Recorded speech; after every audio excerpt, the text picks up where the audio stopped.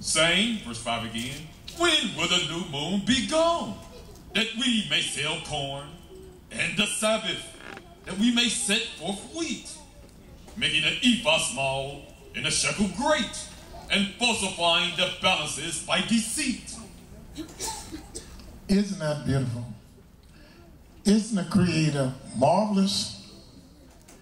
Gave us a day that we had not been keeping. We see it in the scriptures, but we didn't pay it no attention because he had not magnified his word until he did. But now, the ones that know Yahweh and know what he requires of us and that trembles at his word, we're going to meet here every new moon. Now, if you got to go to work, we understand it. Great ain't going to hold it against you. It's not a Sabbath day. You don't have to be here. But it would be very prudent for you to make it because it's a day that he blowed the trumpet. It's a day that he established with a statute, and he made it a law for you to keep the new moon. Now, you can still work that day and keep the new moon. You don't have those restrictions. So I don't know why our place was not just running over. And see, our people didn't have the restrictions. Some of y'all work at night, and I do understand that. But see, in our land, the night was for sleeping. And so we didn't have to worry about, I couldn't make it because I worked that night and whatnot, but we understand today.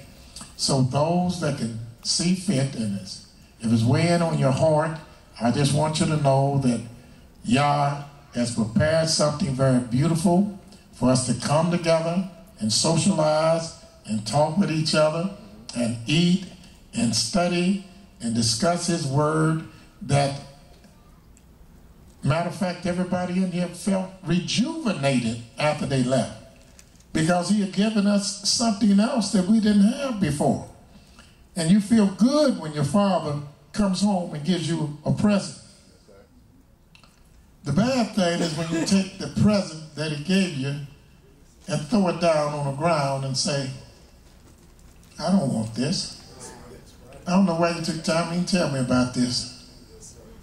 If I don't just have to be there, then I'm not.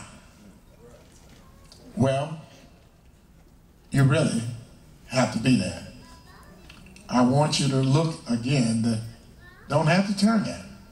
But Psalms 81, 3 and 4 says it's a statute for Israel and a law. That when you hear that bugle blow, that you gather. You don't have to stay all day and all night. Just try to stop by. But do it. Do it.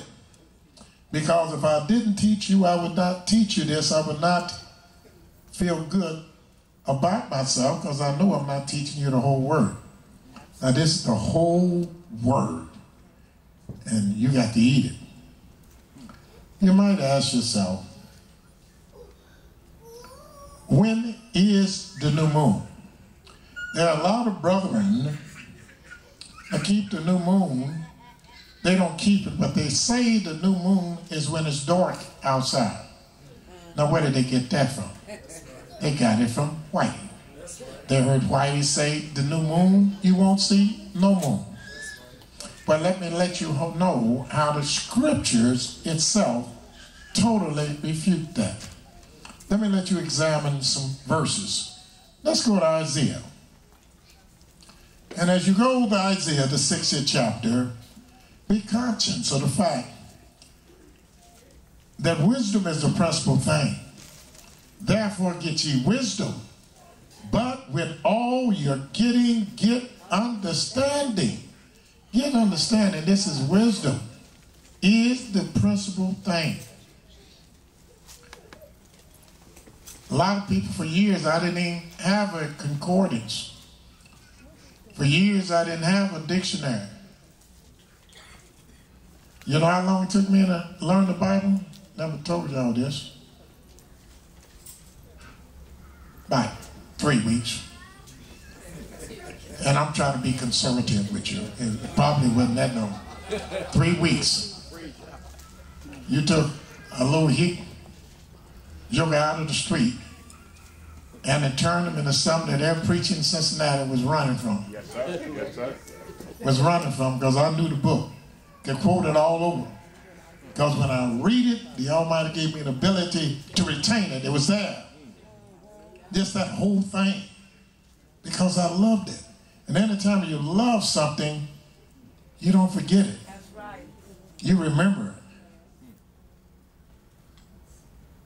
Let's go to Psalms, Isaiah, shall I say, 6th chapter. Let's see what the 23rd verse is telling us about new moon. It says, What chapter? 60 chapter of Isaiah, and there is Isaiah 60. There's no 29, 66. 23rd verse. 66, excuse me. That's 23. Y'all like that. I see the smiles on your faces. Y'all like when the Moreh makes a little, I mean, some, I know you don't, sis, but I'm looking at the faces, just the smile is all over their faces.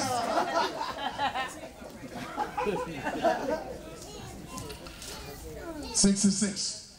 Read the. Now, before we go there, please, let's go to Isaiah 13. Let's go there first. Let's go there first, please.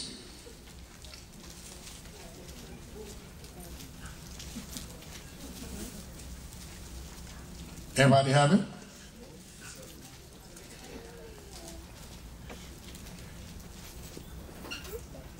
You have it now, don't you? Just look at these little verses. Read the 10th verse. For the stars of heaven, Isaiah the 13th chapter, 10th verse.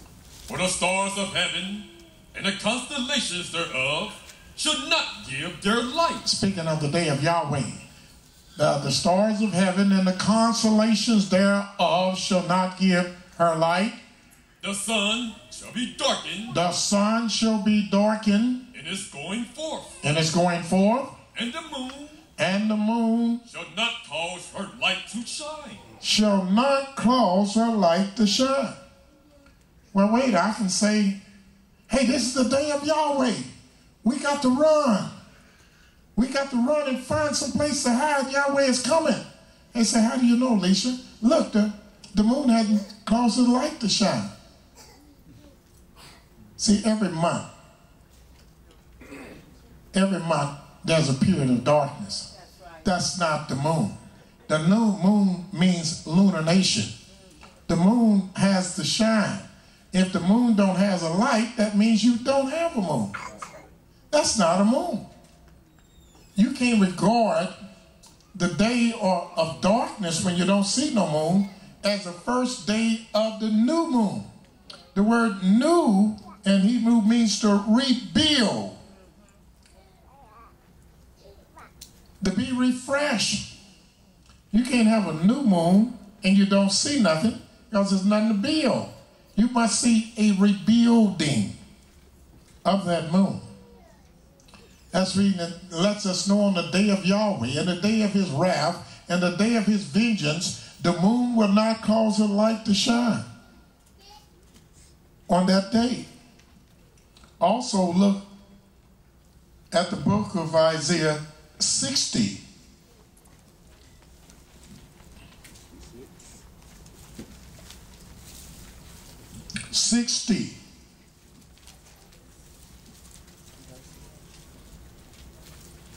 According to Isaiah 60, chapter, the 19th verse,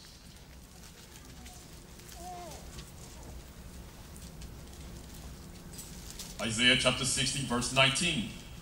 The sun shall be no more thy light by day. The sun shall no more be thy light by day. Neither for brightness neither from brightness. Should the moon give